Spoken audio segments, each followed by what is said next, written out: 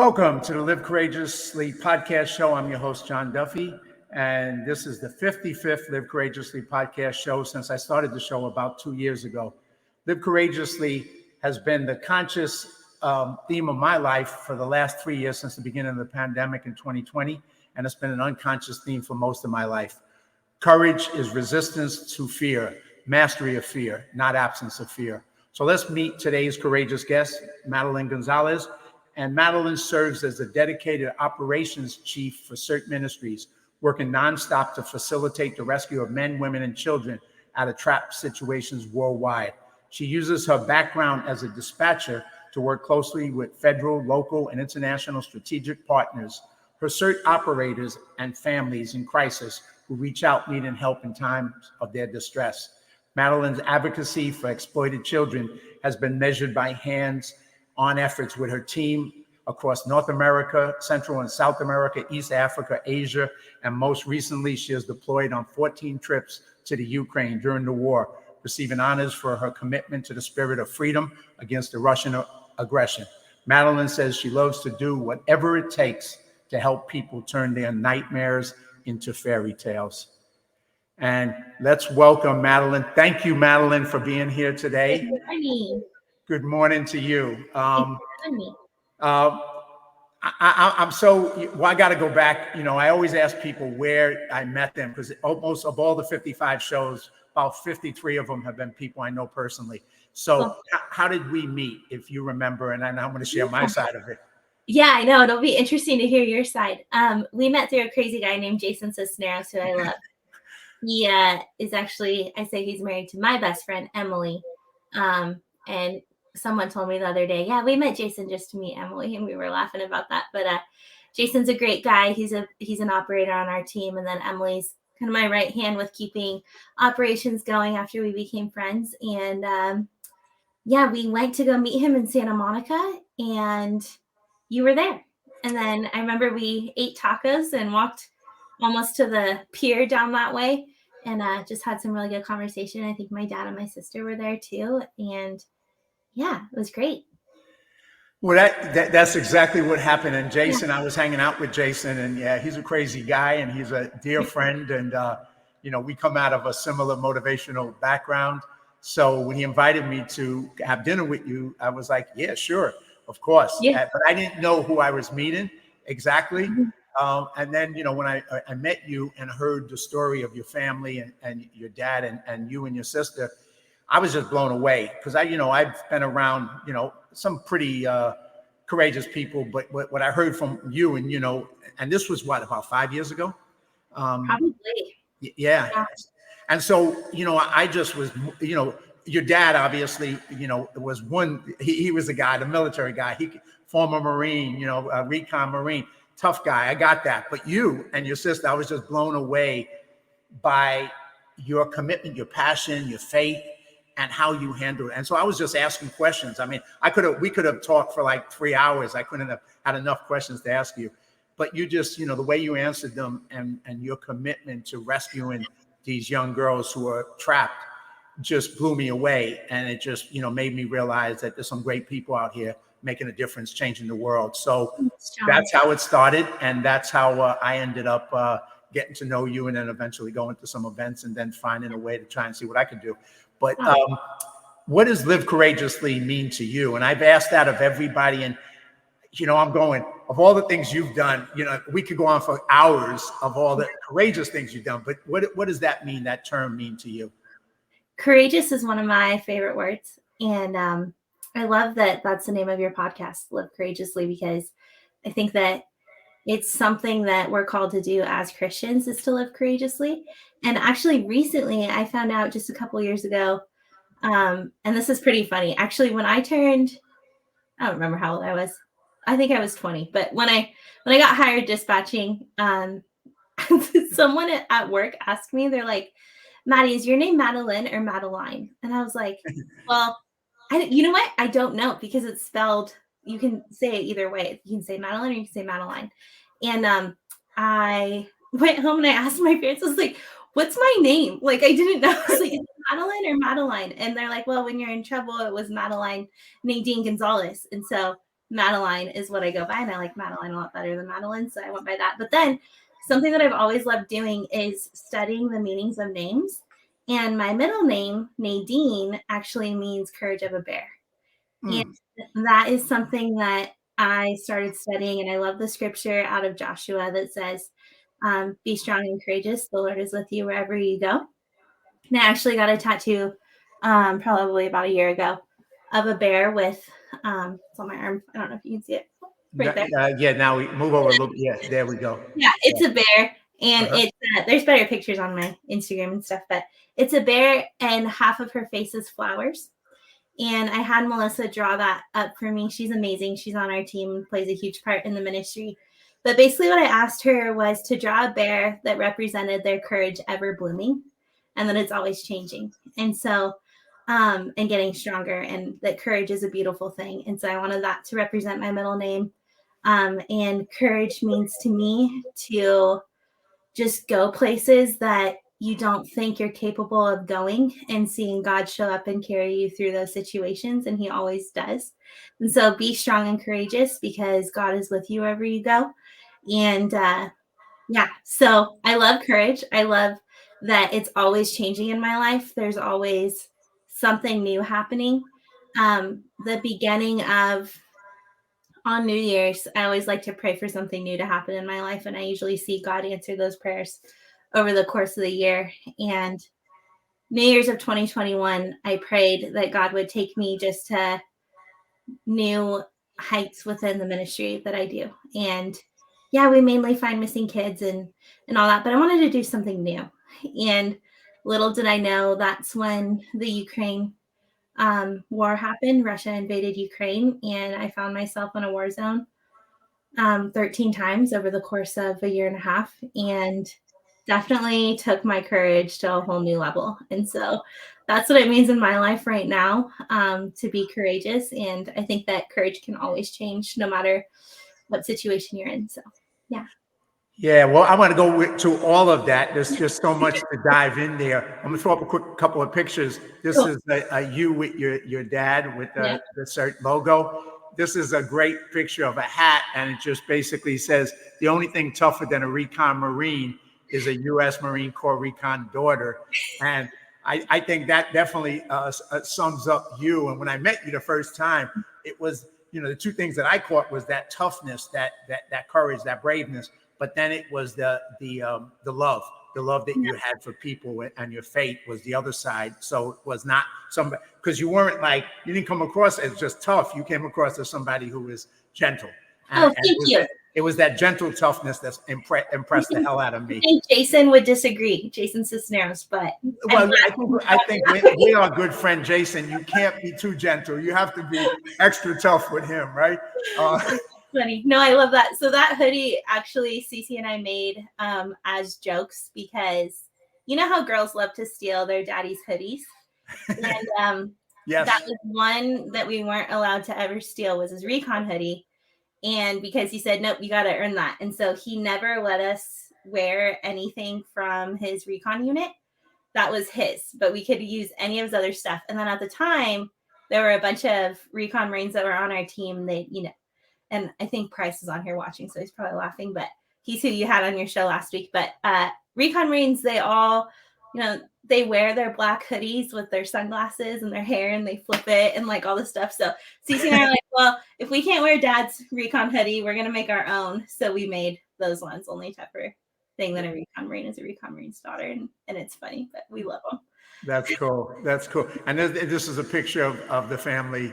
Obviously, your dad, your mom, and you and your sister. That's a great picture.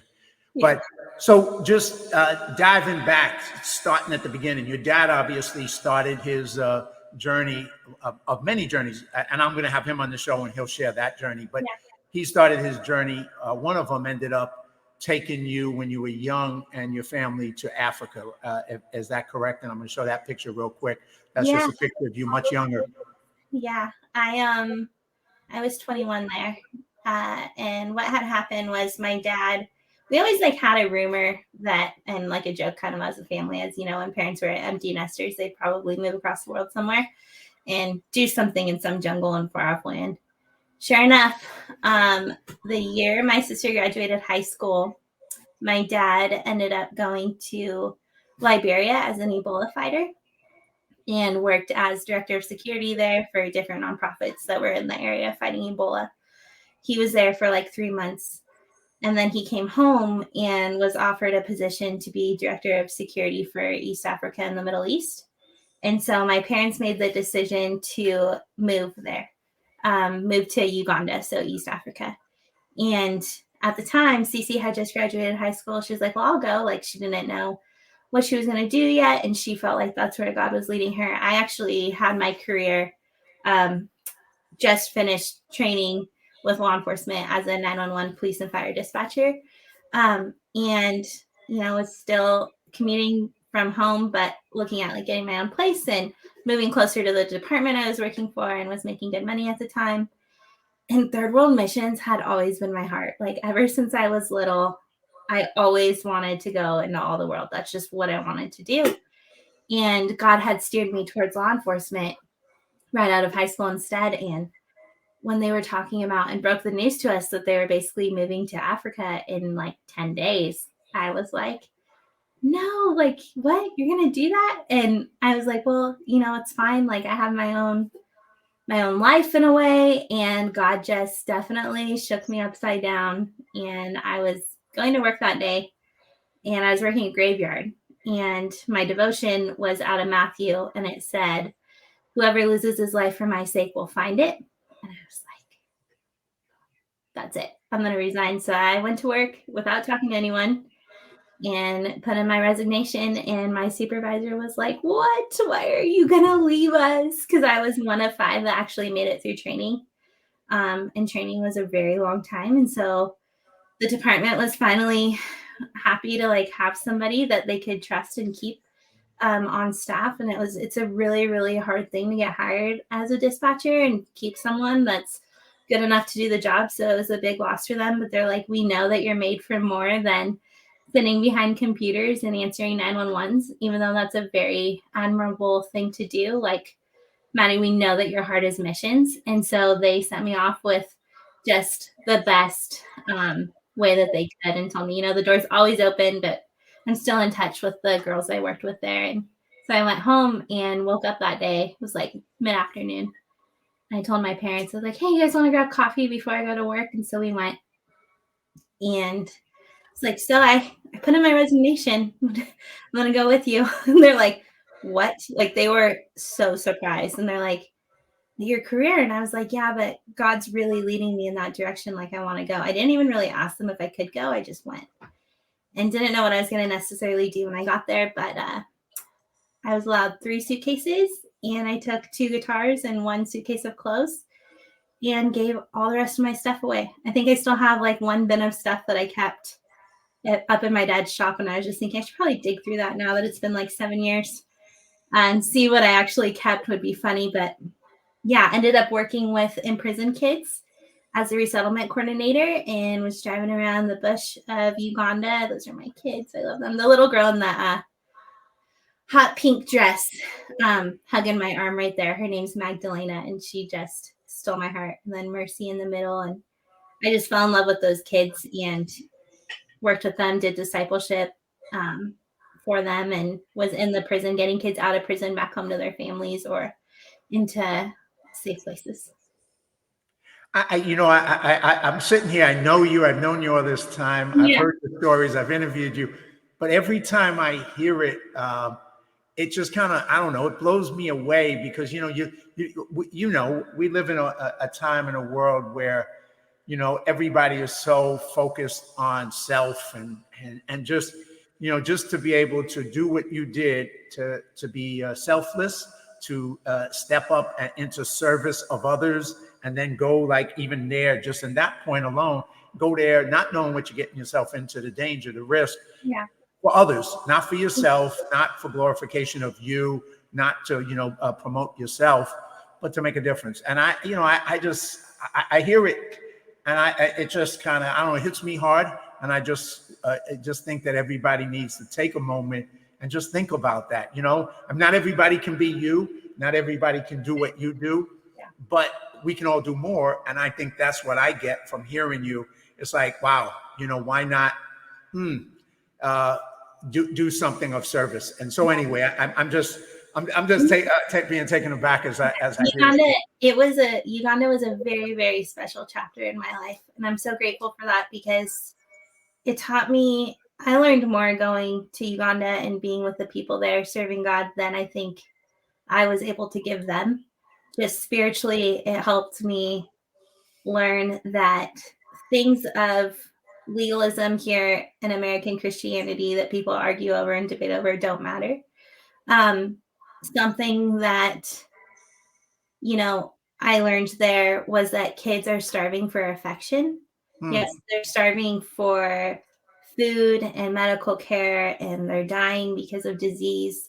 But when you go see the kids, they run right past the food and medical care and they jump into your arms because they're literally starving from affection. They're dying because nobody touches them. Like, Uganda is a nation of children. And I just had the best time learning how to love kids and receive God's love by them loving me and giving what I could offer them, which wasn't a lot, but that they just filled my hearts. And that picture, I'm glad that you pulled it, but those girls, I think about them nearly every day, about who they are now and where they are. And, we got to sow seeds of hope in their lives. And they changed my life forever, for sure. Wow. Whew. I just got to pause on that one. Yeah. Yeah, there's a pause there. So going from there, going to, I'm going to have you take into another story, because that was one part of the mission. I mean, and once again, just going back, your dad going over during Ebola. And if people don't realize how bad that was, to put yourself into that risk situation, but that's always what you've done. And then going forward, the work in the U.S. with rescuing of children from traffickers. So your first, you told me a story, and I really need you to share this story because it's so powerful. But I'm going to throw up a picture of you, if I can find it. Yes, this is the one. And you just told me, that this was your first operation that you went out with, and you were 15 years old at the time, correct? 15 years old at the time. Yeah, I've been doing ministry since I was 7. But yeah, 15 years old was my first missing persons case that I got to go on with my dad. Yeah. And that picture is you and him in the vehicle. And then tell us the story, because the story, when you told me the first time, it blew my mind. Yeah. And I just, I think everything about it just captures what you do, what you and your family and your operators do, and who you are. So just take us through that. Take us on that journey. Man, so try to share what I can share for sure. The girl from that rescue is actually a really dear friend of mine now. All these years, nearly 15 years later, she, helped me bake all the cookies for my sister's wedding. Like, we're family. And so it's definitely an emotional one that I talk about every time, but I love her, and she'll probably listen to this and be like, oh my gosh, she told her story. And she's so funny because she's not shy about it. But as SERT, even though she's like, she'll speak, and she's actually the director of juvenile like trafficking services for a huge region in America now. Like, she's just thriving and just punch life in its face for sure, from what she came out of. But it's amazing to go back to that because I had no idea what I was doing.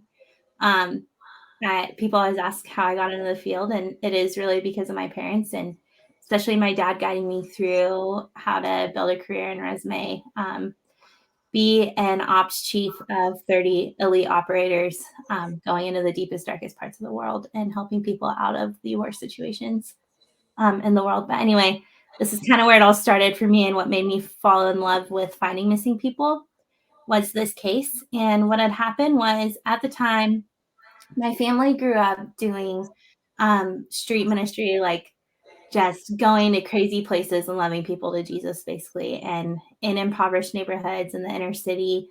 grew up going to Skid Row, feeding homeless people across the border in Tijuana, loving on kids that living in the garbage dumps. And then the ministry took a turn early when I was like starting high school. And what happened was we became really good at evangelizing in areas that involved trafficking victims, which spurred on to most trafficking victims are missing people. And from my dad's background, he had taken a turn kind of with the ministry and prayed about, Lord, where would you have me be a pastor? And early on, the Lord spoke to him like, go where the church isn't. And so where is that? Like in the highways and byways and in alleyways and loving the least of these, like the Bible tells us to do. So anyway, it evolved into SERT Ministries. And what had happened was we were actually helping look for another missing girl at the time. And off of that, just off of this digital calling outreach that we had done, because prostitution was mainly digital back then. Yeah, there were lots of girls that would still walk the street and were being sold that way, but a lot of them were advertised online for sale. And so we developed an outreach where ladies in our church would just call those ads and we would tell them, hey, we're here. Like, this is a safe number you can call. How can we pray for you? Would you like to meet for food? Like, can we meet you in person? And how can, pray for them, love them, build a relationship over the phone. And through that outreach, their pictures are posted online. We would notice like this girl doesn't look like she wants to be in these pictures. She's probably missing, and started identifying missing people. And so anyway, we were searching for another girl at the time, and a private investigator had asked us if we could take a look at this other case. And my dad said, sure. And so we did. And at the time, like the ministry was not filled with special operators and law enforcement. We had a bunch of college kids that were interning at our church to learn how to do street ministry. So it was just, a bunch of 20-year-olds, some like early 20s. And we had a homeless guy that lived in a box truck that our family used for outreach. And then my dad's associate pastor was a plumber and didn't have a background. And me and Cece were 15 and 13 years old.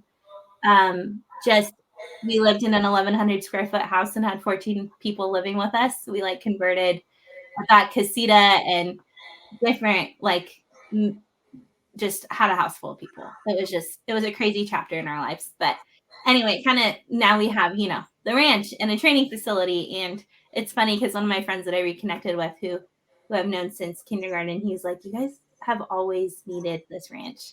Like, I can't imagine, because he knows what it was like. Like, we haven't really changed that much, but now we finally have what we've needed all of this time. So it's really cool to see. But anyway, we got this case in, it was in Sacramento, California.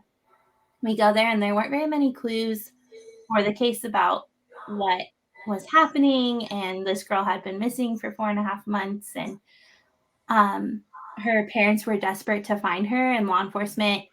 It's unfortunate because a lot of people think that law enforcement will always be there when someone's missing, but that's not the case. It's not like when you see on TV and law enforcement's at the family's house all the time and they're constantly chasing leads down and all that. And I am very pro law enforcement. I've worked in law enforcement. Our team's made up of former law enforcement, and current, and we work very closely with law enforcement, but it's sad because they don't have the resources to do what TV tells everyone that they do.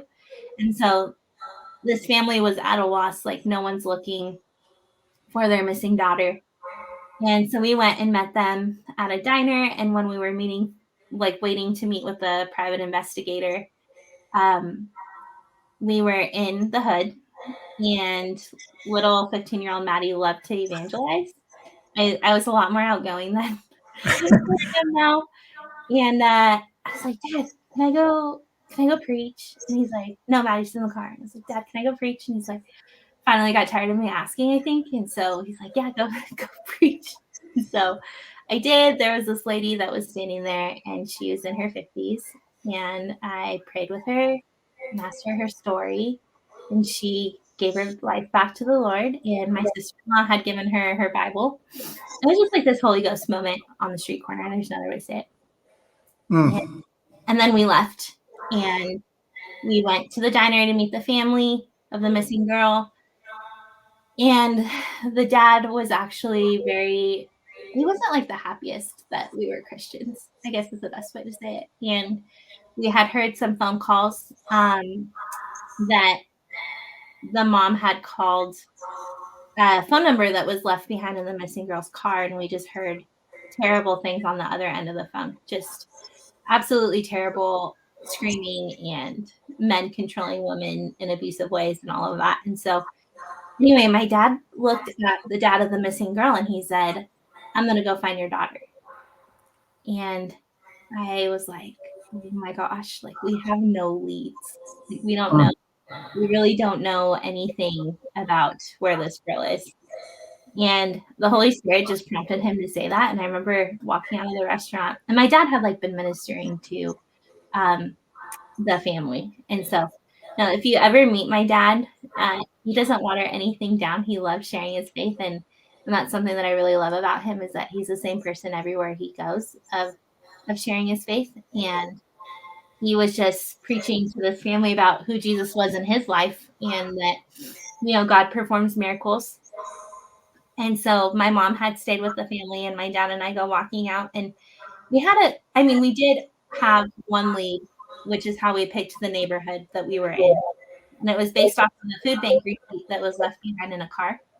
So we thought, well, if people are shopping at this food bank, then they're most likely in this neighborhood. And so we were walking, and I remember looking at my dad, like I'll never forget it. We're walking out of the restaurant. I remember the door closing. I looked at him. I was like, Dad, you told that guy we were going to go find his daughter. And he's like, I know, I said that. And I was like, I don't know that. He's been gone for 4.5 months. And he's like, it's going to be fine. Like, God's going to help us find him. Okay, go on that. And so we did. And I jumped in the car with the private investigator. Mind you, again, I'm 15. My dad jumped in the car with his associate pastor and the homeless guy that was living in our box truck. We called him Big B. And they were in a Suburban, and we were like in a little Toyota Corolla or something. And we're driving down the road, and I see the lady that I had led to the Lord way earlier in the day. It's like 2 a.m. by this time, and it was like probably around noon when we had gotten there. I was like, hey, pull over and let's talk to that lady for a second. So the private investigator pulls over, and I have a flyer of the missing girl, and I cover up the name and just show her the picture. I'm like, hey, do you remember me? And she's like, yeah. And I was like, have you seen this girl? And she started bawling. Her countenance changed on her face. It's something I'll never forget. And she just like froze and started bawling and freaking out and was shaking and hyperventilating. And I said, you know her? And she said, yeah. And she said, yeah, that's my friend, and said her name. And I said, whoa. Yeah, I didn't know. I think I would have handled the situation a lot better now, because I know things that are right to say, but then I had no idea what to say. And all I knew was to preach Jesus to her and give her courage through that situation. And I said, if you know her, she's missing, and she has a little girl, and her family's looking for her. Like, can you please take me to her? And she said, if I take you to her, they'll kill me. And I said, well, greater is he in you than you are in this world. Like, you just rededicated your life to the Lord. Like, you can do this. Like, you know that God can give you strength to get through this. So she jumped in the back of the car, and I called my dad, and I was like, Dad, this lady that I led to the Lord earlier knows where this girl is. And he's like, okay, where is she? And I was like, I don't know. She's going to take us to her. And he said, okay. And so my dad, we had seen that house earlier that the girl took us to, and it was really bad. Like, there were guys with shotguns out front. There were guys that were guarding it. It was like really, really bad guarded house, because they knew that there were girls in there that they were selling.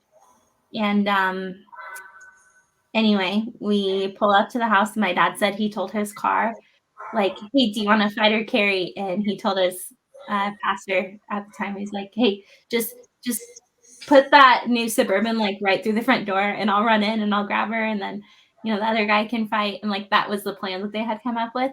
But we pull up and the girl gets out of my car, and she just takes off running to that house. And the guys are gone. They're not there. So we had seen them earlier, but I don't know where they went. They were gone. It was like totally Jesus.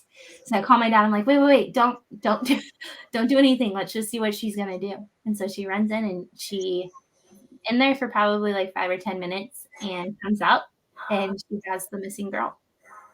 And she was in really, really bad shape when we had located her. And it was haunting, I guess, is the kind of the only way I can say it. And she was very confused, and she was being chemically restrained by different drugs. And so she was very, very confused and angry and upset and injured. She's very injured.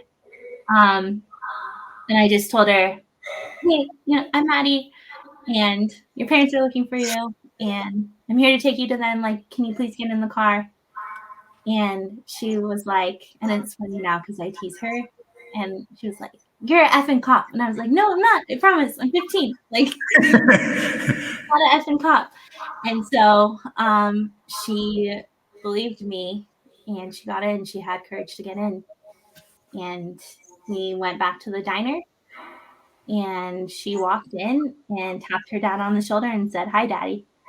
And that's one of those moments that I wish we had on camera just for us to watch, because it was like there was not a dry eye like in the restaurant. Like, she was wearing just, clothes that they make girls work in, and she, like, it was close to 3 a.m, and it was like so sombering.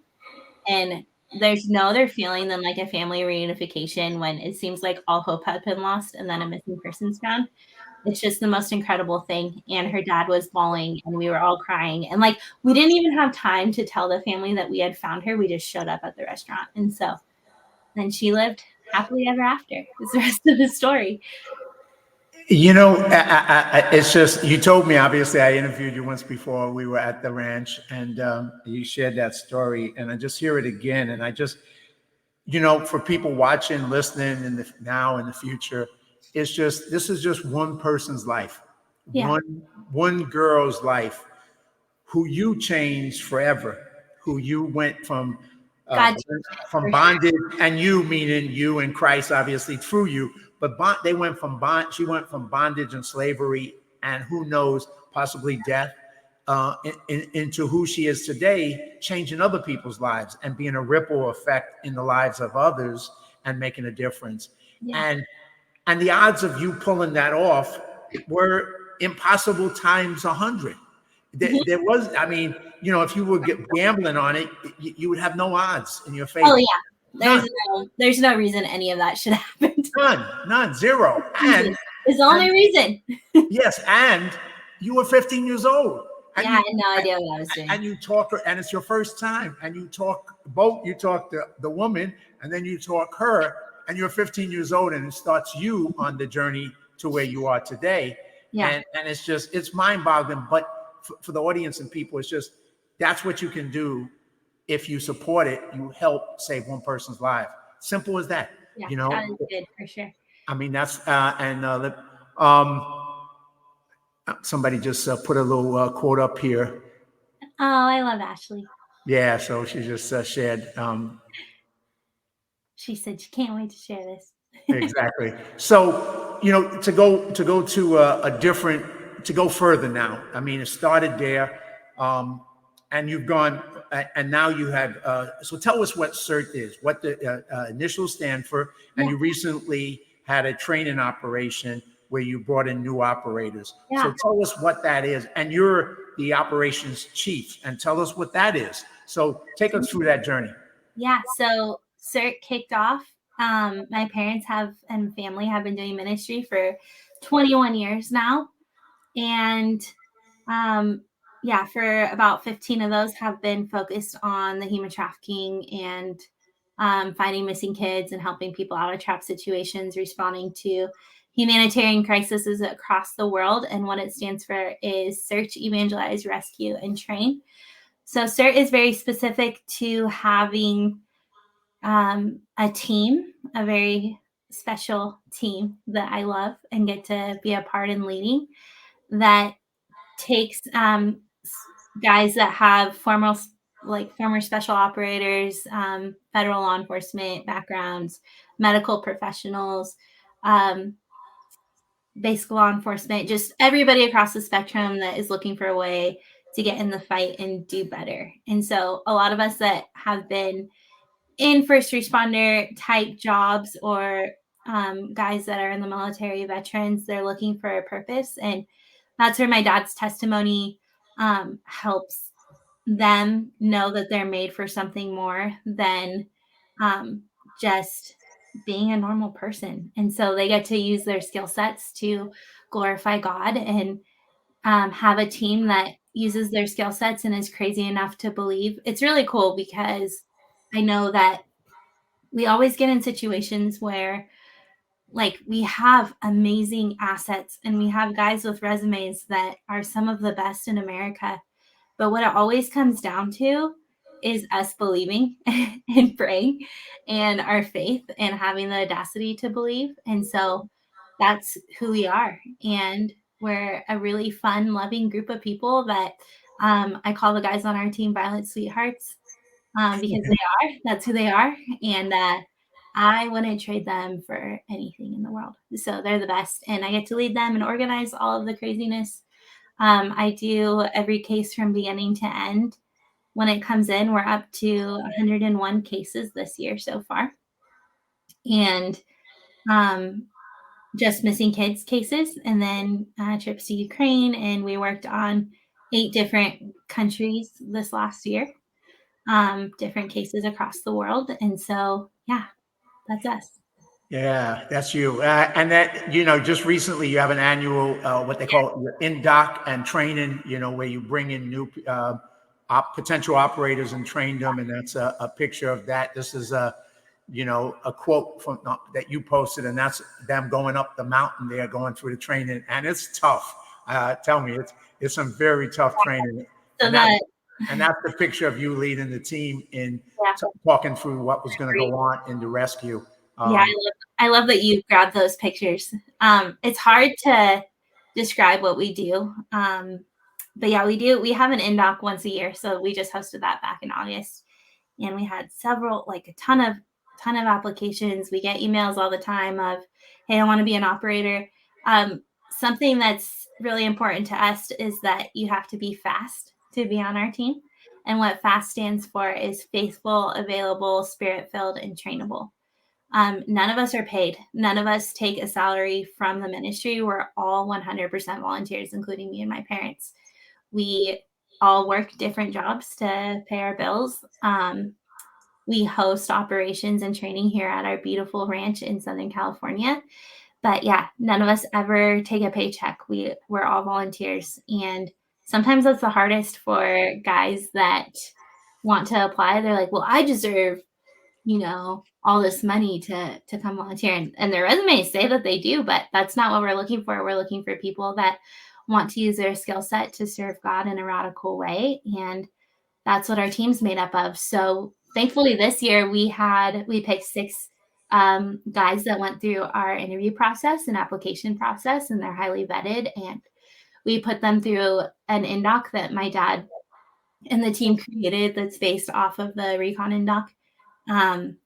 And it's hosted here at the ranch over the span of almost a week. And what they have to do is different physical things. This year we incorporated Randy, which was a huge hit. So Randy was about 185-pound dummy that they had to constantly save his life. He was bleeding out different places. And the whole thing was based on a message my dad gave, which that quote that you put up of the picture of them carrying Randy up the hill was based off of Carry Me Home. So you can see Randy's on somebody's shoulders right there. And then the guys had to carry him around and, stop bleeding and all that kind of stuff. But we're made to carry each other as a team. We are each other's QRF. We don't have, governments behind us with like the military does to bring us home. We're each other's saving grace at the end of the day. Besides Jesus, that's all we have is each other. And so we're really, really tightly knit as a team.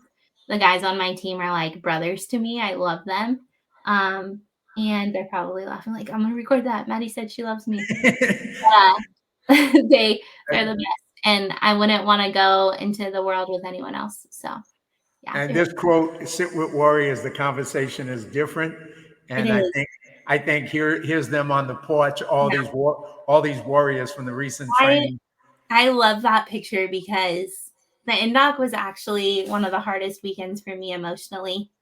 I got a message the day that it started that our best friend in Ukraine, who was our main military contact, had gotten killed on a combat mission. And we had gotten so close to him. And he is a part of our team. And so the fact that we had the NDOC and I couldn't, curl up in a ball and just cry like I wanted to, I had to keep moving on. But just being together, was the biggest blessing. Even though we still had missing kids to find, we still had new guys to assess. And that porch, we were telling stories about Boris and our guys in Ukraine. And my mom snapped it and sent it to me. And it was just I just love sitting with them. I have to warn people that aren't around our team all the time. Our conversations are different because of the things that we see and do. But I love them. And they're hilarious. And in the midst of such a dark world, we laugh and love each other a lot. There's no other way to say it. But I was just so honored and blessed to have been there, to have been able to film it with Lou Simon, my good producing partner. And the two of us were both blessed to be able to observe, to participate, and share in the stories, listen to your stories. And just like you said, the humor is just over the top. It's hilarious because you make fun of everything because you got to deal with some of the hardest things. And then the love. Love that's there, the love for what you're doing, the people you're helping, and for each other, that love. And just to sit in the room and to see some of the toughest people in the world, you see the other side, you see the other humanity of all of this. And I was just thank you, God. I'm just blessed to be part of it. We love each other. And it's not necessarily, we don't make fun of the people that we help at all. It's just when we're together with each other, we just have so much fun. If we are sleep deprived we've been on an op in the field for 10 days, we're so tired, but just the fact that we're together and get to do what God's created us to do and serve him in that way, we just have the best time. And so, I think when my mom snapped that picture, I think we were telling stories about Ukraine and different things we had been a part of there. And, being in a war zone together, you learn a lot about each other. So we were laughing about. And this is just some pictures of you. Obviously, they all go through this training, obviously weapons training. You go through that. You go through rescue training. This is a new vehicle that you got a picture of you. I got a chance to take a ride in it. It's fantastic. A lot of fun.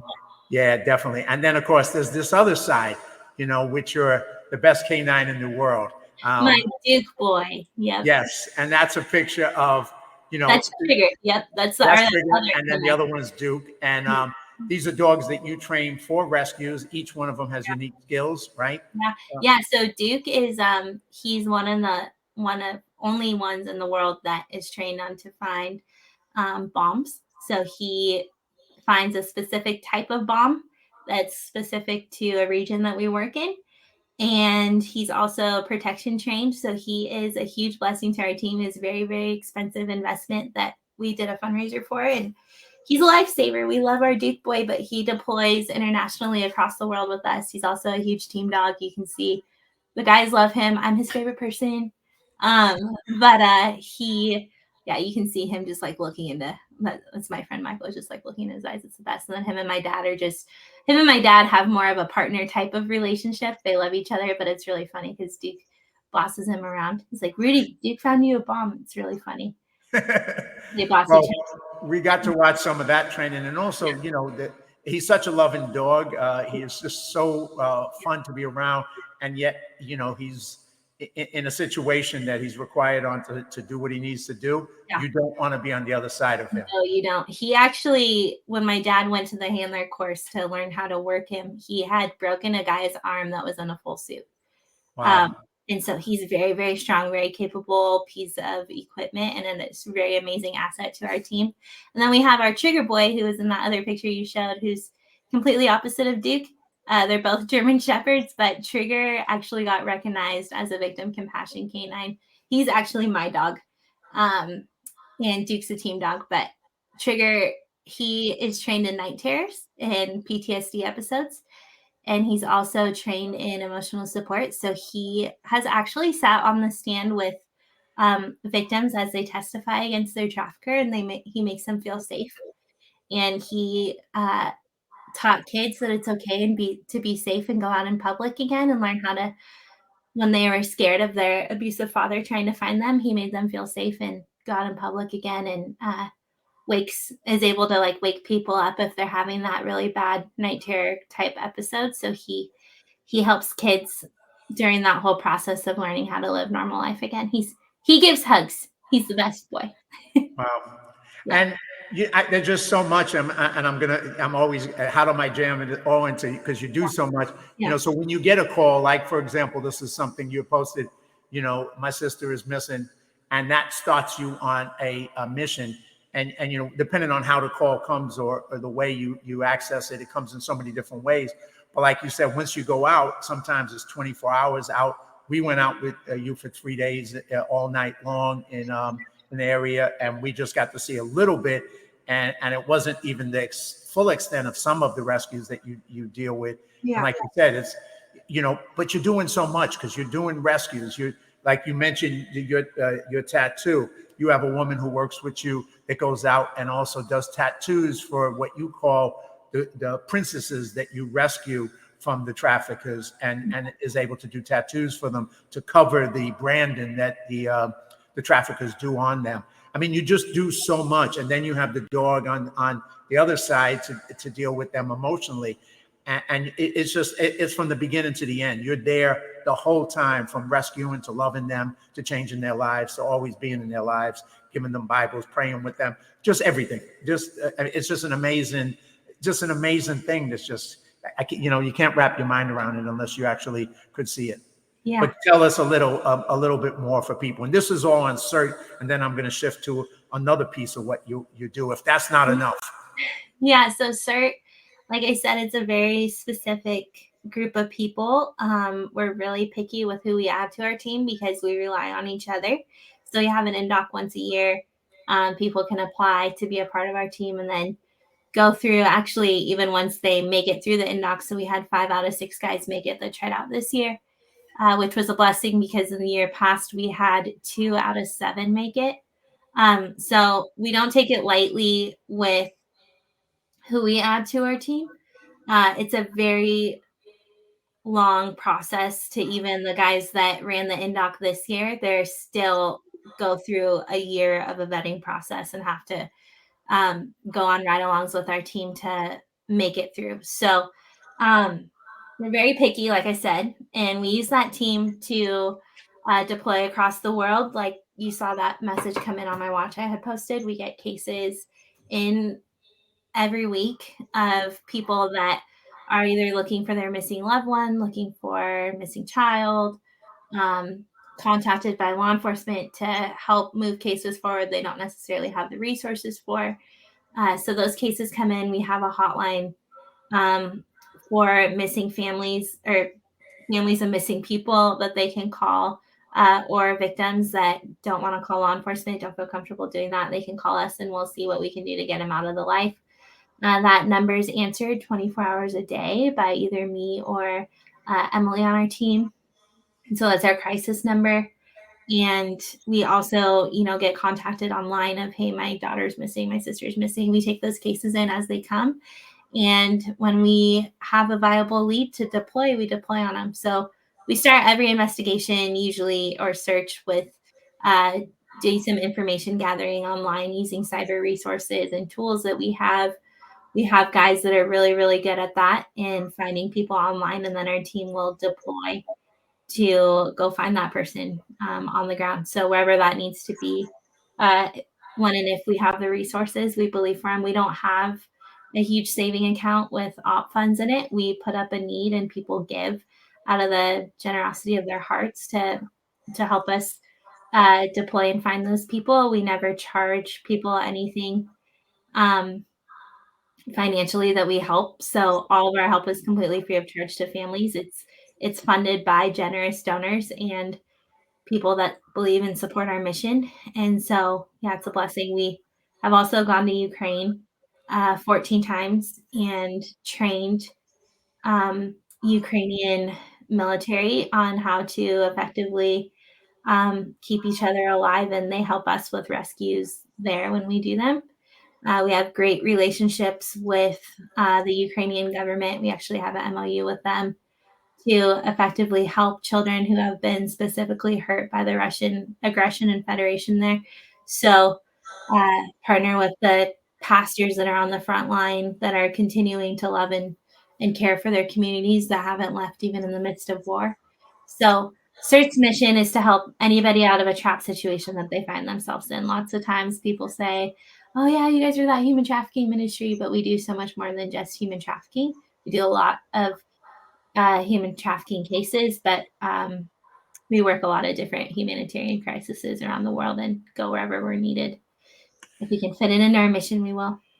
And you whenever you're on a mission on social media, it starts out with pray. You ask people to pray. That's the one thing that you ask initially. And then when you're successful, you post this, Geronimo, princess Yeah. located. And that's to let people know that you've accomplished the mission. So that's a way. And then occasionally when you get a chance, and I have to put this up because it's another part of who you are. Oh, my coffee. Yeah, you and your coffee, SERT Ministry coffee. So it just, it keeps you going because at those long nights, and it's just, it's challenging. But that's a piece, the SERT, the operators, the search and evangelize and rescue and train. That's a piece of what you do. And then you also created more if that wasn't enough, and all the operations that you mentioned doing in the Ukraine 14 times, as well as all that.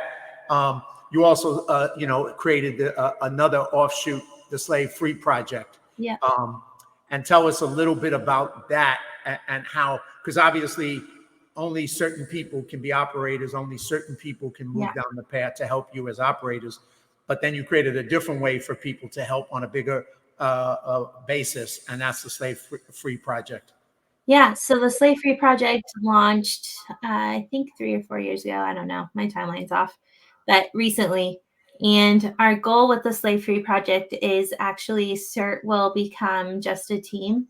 I don't know how long it's going to take, but the Slave Free Project, we're slowly making that transition to where the Slave Free Project will be the umbrella organization of the SERT team, so that SERT can just operate independently and we don't have to necessarily do like media promotion and all of that for the SERT team. We can just be a team that deploys and helps people in crisis. And so the Slave Free Project is for anybody and everybody. So the mission of it is to create slave-free certified businesses, churches, anybody and everybody that wants to fight trafficking or be aware of what's happening in their community, that they can be slave-free certified and say that they will not buy, sell, or trade another human being. They can, receive that training of how to make their communities better and free of human trafficking and really make a difference. So whatever lane of life you're in, how you can do something to make a difference, because not everyone's an operator. Some people are real estate agents or teachers or, in different fields. So whatever you want to do your part to make the world a better place, then the Slave Free Project is for you. And, obviously for people, may not know, slavery is there's more slaves, human slaves now in the world than at any time ever. And sometimes people, and, for many years, you used to do rescues at the Super Bowl, which is the worst day of human trafficking in the United States. So it's an ongoing problem. And like you said, anybody can be involved. This is something you just recently posted where you're working with an organization through the Slave Free project with the Downey Fire Department to educate them. So share a little bit about that. That's just, once again, as if you don't have enough time, you're everywhere. But you're expanding the mission, you're expanding the purpose so that more people can do what you say is get in the fight, as how you describe it.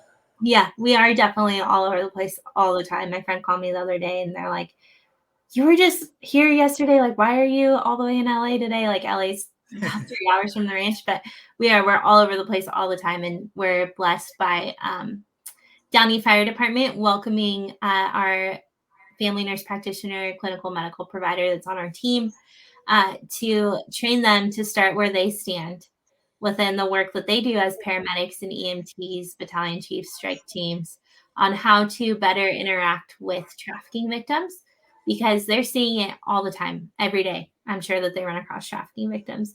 So what can they do to offer those people help with the field of work that they're in? So that was really, really special that we got invited, and it's actually going to expand across LA County to where all of these first responders will be certified through our training, that they know how to effectively and better offer hope to people that are trafficking victims. So how can they just do a little bit more, but also go above and beyond to either, care just a little bit more? Like, what can they do to better the situation? Can they leave our card with our crisis number on it? Can they let the ER know, like, hey, this is a trafficking victim. We know because we recognize the signs, and we train them on how to do that. And so, it's an incredible opportunity. We've already have really great relationships with different emergency rooms that we train their staff and their nurses on how to recognize trafficking victims, and they're able to offer a way out for these girls. If they don't want to go back with their traffickers, then we can effectively get them out of the hospital before their traffickers do. So it's an incredible relationship and partnership, and just trying to make a difference in different people's lives in whatever field of work they're in. And then you also do times you have, this is the Freedom Found Ball that you do annually to celebrate the people who work with you, and also to bring people together to, connect in a more light atmosphere. And then here's a picture. Years ago, we were at a rally. We ran into your family and we went out to dinner together. And then me and Lou ended up, going to the Freedom Found Ball and all that. So it's been a great journey. And what you do is just amazing. I'm going to throw up one more quote. And this kind of, I think, is a quote that you posted, but I love it. That's my life verse for sure. It comes out of Proverbs 31, but it says, she's clothed with strength and dignity and laughs without fear of the future. And I think, especially as women that watch this, to know that you're created for something more. You have worth, and your worth and you are precious to God. And so that's something with, people always ask me, Maddie, what do you do for self-care? Like, you should take a break, or what are you going to do in the future, and all of that. And the Bible says that she laughs without fear of the future. And so, we take every case as they come. And in my personal life, it's, take every battle as it comes, every deployment as it comes, and just have joy through it all. Well, we're coming to the end, and I want to do something for you because, when I was out there filming with you, I asked your dad, and I tried to get it out of him. As I pulling teeth, I try to get it out of you, which was to get to ask for donations, to ask for money. And it was hard. Neither one of you, because that's not who you are. Really bad. You're really bad at it. And I know I'm not somebody who ever asks for anything in life or asks for money. But, asking for your organization and for what you're doing, I think is probably the easiest ask I've ever had in my life. Thank you, John. Because I think you're so unique. You're so special. Just like you said earlier, there's organizations out there of all types doing good things, but your organization, nobody takes a penny. Your family doesn't, your operators don't, everybody is donating. They got to make their income through other things that they do in life. And they have to then volunteer their time and their effort and their risk and all that for nothing, not for any financial reward. And they do, and you do it constantly, nonstop. And yet these operations cost money for gas, for food, for the things that you need.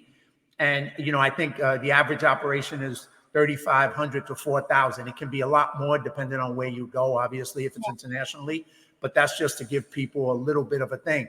So, being able to do that, to help what you're doing is a great thing. So as I was getting ready for the show, I heard a song by Faith and Country, and I love the song, and I've been playing it like nonstop since I heard it. But, some of the words are what are you waiting for? Why are we wasting time as if someone is making more? What if we could be the light that no one could ignore? And when I heard that line, what if we could be the light that no one could ignore? And I got chills because it reminds me of that's what you are. That's what SERT Ministry is. That's what you accomplish. That's what the Slave Free Project is. You are the light that no one could ignore. And by supporting you in whatever way people can, they can be part of that light that no one can ignore. So as I'm going to do the call out. I'm going to say, please, people, donate. I'm going to throw up a couple of things. This is, definitely something you can do. And this is a quote that you had, that sometimes miracles are just good people with kind hearts that God has sent to you. And so if you can be those good people, and you can do whatever you can in the Slave Free Project, and there's the side of money. If you can donate, you can sponsor an operation. If you have that kind of income, that's going to be totally valued and very helpful. If you can donate one time, then donate one time. If you can donate monthly, $25 a month. It's not a lot of money. It's less than $5 a week. If you can't donate that, donate $10 a month. Which is even less, but donate what your heart tells you. And if you're a person of faith, support the ministry, support what they're doing, support the rescue of these children from these traffickers. And if you're not a person of faith and you still see the value of changing people's lives, as you should, donate anyway. Support this ministry, support this thing, because just that one story that Madeline told us in the beginning about that one girl that got rescued as Friends for Life. You can change one person's life, and that's all you do in life. You'll have done something of value. So don't think you have to save the world. Save one person. That's all you have to do. And the way to do it, save some money, donate some money. I'm going to throw up real quick, where you can donate. But anyway, you can just kind of, now that I did that, you can do it through PayPal. You can go give it PayPal. You can do it via Zelle. You can over there, you can Zelle it. You can Venmo it.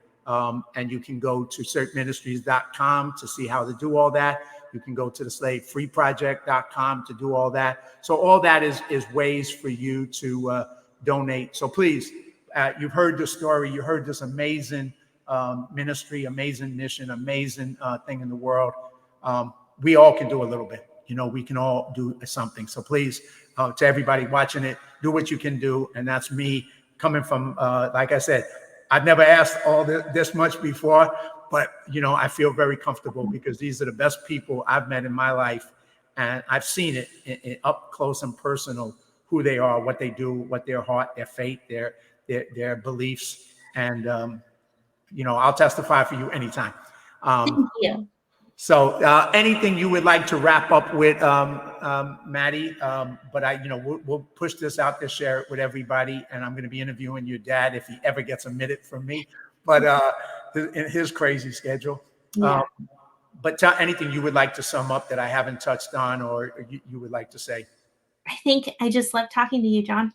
It's a blast. And so thank you so much for having me and everybody that listened to bits and pieces of my story. And thank you for praying for us as we continue to go into all the world and help people out of trap situations. And so grateful to get to be on here today. So have a great rest of your weekend.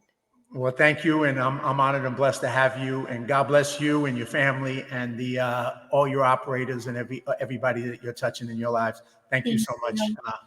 Have a great day, everybody. Bye. Bye.